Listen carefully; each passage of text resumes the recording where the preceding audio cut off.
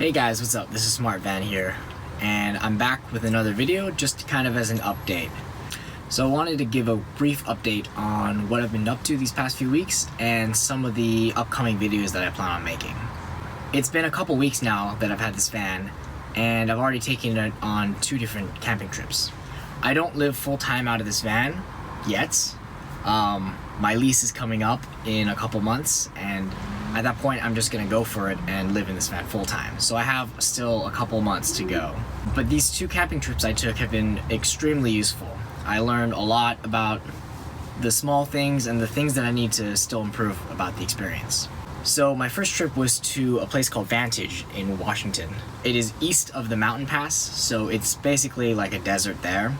And the days were 90 degrees-ish. The nights were fine. I have enough blanket to keep myself warm. The thing is that in the mornings, when the sun comes up, it just heats up back here. It gets really hot.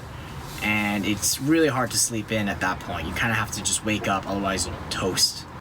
One of the nice things though is that because there's a lot of insulation in here, there's like cell foam insulation behind all of these panels, it prevents the inside from getting heated up too quickly. So the sun will come out and the front compartment will be hot. The front and back is divided by this curtain.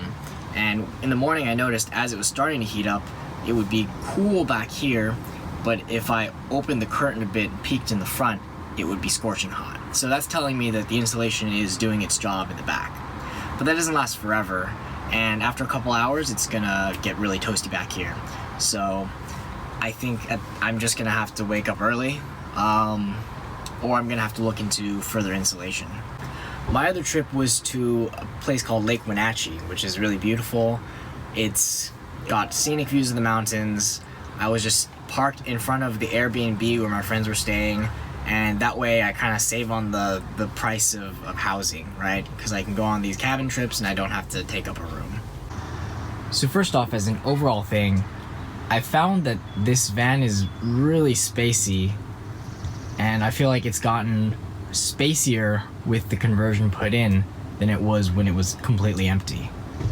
I know this sounds weird, but I honestly feel like this place is bigger with all the furniture in it.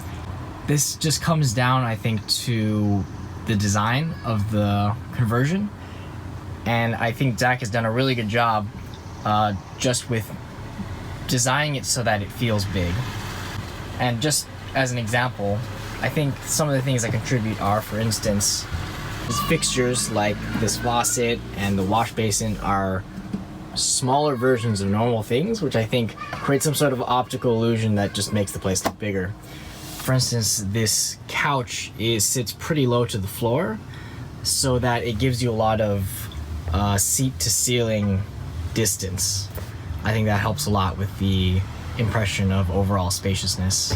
Another design feature I really like is the fact that this driver's seat over here can be angled, and it sits at the end of this couch such that you can just lean back and kind of recess this way. So another benefit of the couch too is that you can fit multiple people on here, and I fit 3 people very comfortably. I bet you could fit 4 and be totally fine as well.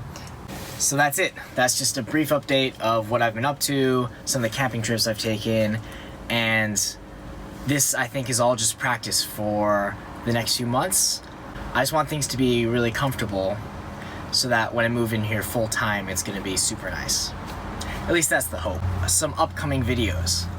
For sure, I will have a video on some of the smaller things I've done so far. Small improvements, things like attaching bungee cords to the sides, or how I mount my cell phone in the front. Just really small stuff and small annoyances that are easy to fix. Up next too, I am currently working on replacing the factory stereo, and I'm gonna have a video comparing the sound before and after, and also showing you how to do it yourself. Another thing I'm working on is installing an LTE antenna on the roof of the car and having an LTE modem down here so that I can have internet basically everywhere. So the dream is I'm out in the middle of nowhere and I'm getting good enough LTE signal so that I can basically work from inside the van. After that, I have some more experimental things going on. I plugged in and played around with the Panda by a company called Comma.ai. So Panda plugs into the OBD2 port and then allows you to read data and write data to it so that you can control, in theory, control systems on the car like steering and ABS.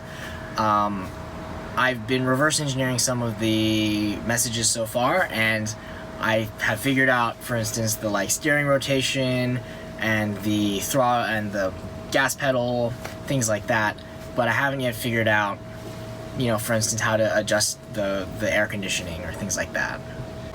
Anyways, thanks for watching.